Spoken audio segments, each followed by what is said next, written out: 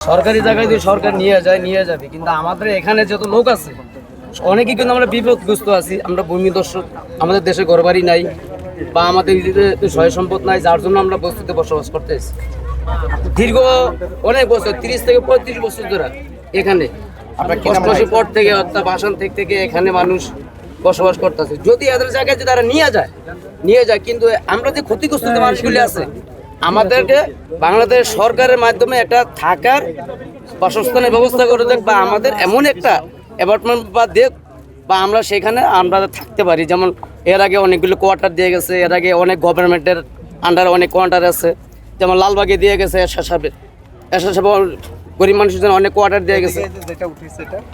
না, যেটা উঠেছে এটা তো এর আগে যারা ছিল এদের জন্য এনাফ হয়ে গেছে, এখন ওইটার ভিতরে কোনো জায়গা নেই। এখন যদি এটা যদি যায়, তাহলে আমাদের বাউন্ডারিবাদের জন্য এমন একটা জায়গার ব্যবস্থা করে দেখ যে আমরা সবাই যেন খায়া বুড়া বাসি। বস্তিতে কারা থাকে? দুনিয়াতে যারা সবচেয়ে দুর্বল মানুষ, যাদের ঘর বাড়ি কিচ্ছু নাই, অসহায় মানুষ।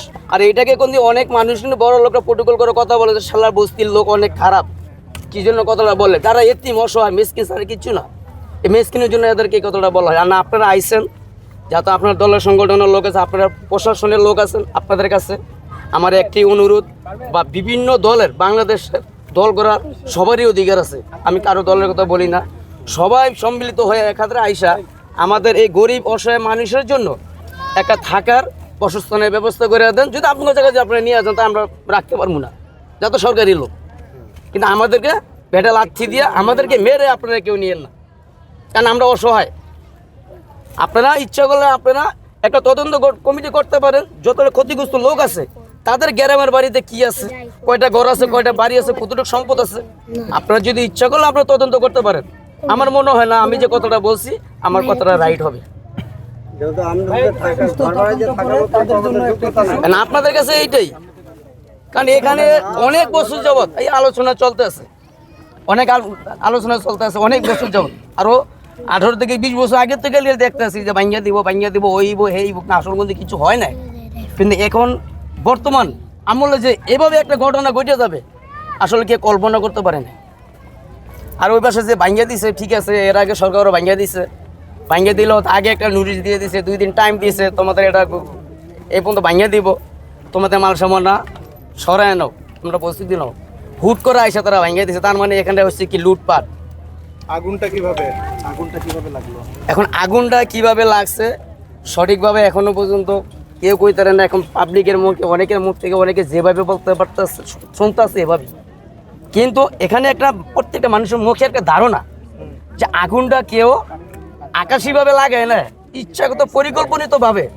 সম্ভবত এখানে কোনো রাজনীতির চালু হইতে পারে, বা এখানে দখলের কোনো প্রতিহিংসা হইতে পারে, বা একজনের আরেকজনের কোনো ক্ষোভ থাকার শর্ত হইতে পারে, এরকম কিছু। এখানে কত পরিবার থাকে? এখানে পরিবার আছে প্রায় 500-র উপরে আছে, মানে 1000-এর উপরে আছে, আর বেশি 500-র উপরে আছে। তার ফ্যামিলি এনিথিং সবকিছু ঘোরাঘুরা মিলে টিলা যদি আপনি হিসাব করেন প্রায় 2000 হবে। আমরা যে স্কুলে গেলাম 2000 হবে শুধু এই পুকুরটার ভিতরে। যদি এই পুকুরটার ভিতরে যদি 2000 হয়ে থাকে, এরকম আরো 3টা পুকুর আছে। এই জায়গার মালিক কিন্তু একমাত্র মেরি, এটা নিয়ে আরো 2টা আছে। বাংলাদেশ গভর্নমেন্ট এই জায়গার মালিক না, এখনো পায় না বাংলাদেশ গভর্নমেন্ট লিস্ট। জায়গার মালিক মেরি তো বাংলাদেশে নাই, উনি তো দুনিয়াতেই নাই। তো মেরি যত নাই, ওনার জায়গাগুলি হেরা লুটপাট করে খাইতেছে। হ্যাঁ, এটা তারা বলে গেছে এরশাদ সাহেবের আমলে, প্রত্যেকটা লোকের বলে গেছে, কারণ এগুলি অনেক নদী নালা ছিল। এরশাদ আমলে বইরা মানুষকে দিয়ে গেছে, আর বলছে যে এই পুষ্করিণী 3টা জায়গায় গেছি, যদি কোনো সময় যদি কোনো সরকার যদি আসে, আমার গরিব মানুষ যদি বিপদে পড়ে, এগুলির ভিতরে কোনো সরকারি সহযোগিতা বা বাসস্থানে আমাদের গরিব মানুষের জন্য এটা হবে, তাদের জন্য আমি কল্যাণকে দাম করে দিয়ে গেলাম। এই পুরা জায়গায় 3টা পুষ্করিণীর মালিক একমাত্র গরিব অসহায় মানুষ, এখানে কোনো নেতা না, এখানে কোনো দলের সংগঠনে কেউ না।